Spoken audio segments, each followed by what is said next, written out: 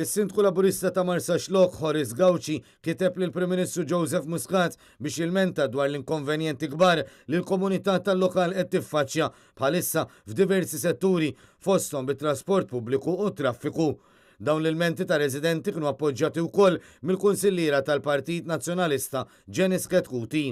Fl-email il-Prim Ministru u lil diversi entitajiet fosthom l-Ena Malta, Transport Malta, l-Awtorità s-Saħħa u s-Sigurtà fil-post tax-xogħol.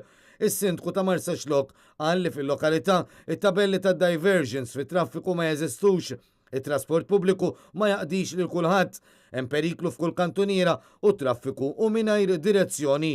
Dan minħabba diversi xogħlijiet li qed isiru u minħabba li m'hemmx infurzar mill-ebda awtorità, inkluż il-Pulizija u Transport Malta.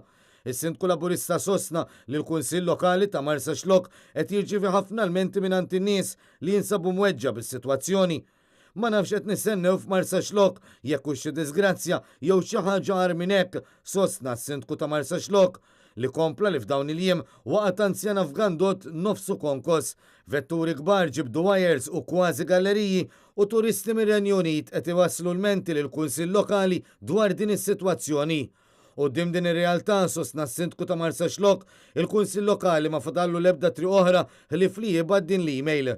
Is-Sindku sostna li l-Kunsill ma jeskludix li jieħu azzjonijiet matul il-ġimgħa li ġejja li ma azzjonijiet jistgħu jkunu legali biex dawk responsabbli iġorru r-responsabbiltà.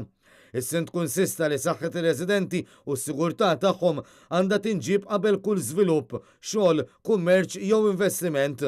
U temm l-email tiegħu billi ddikjara li Marsaxlokk jixraqlu aħjar. Is-Sindku sostna wkoll li jittama li l-messaġġ ma jaqax fuq widnejn torox.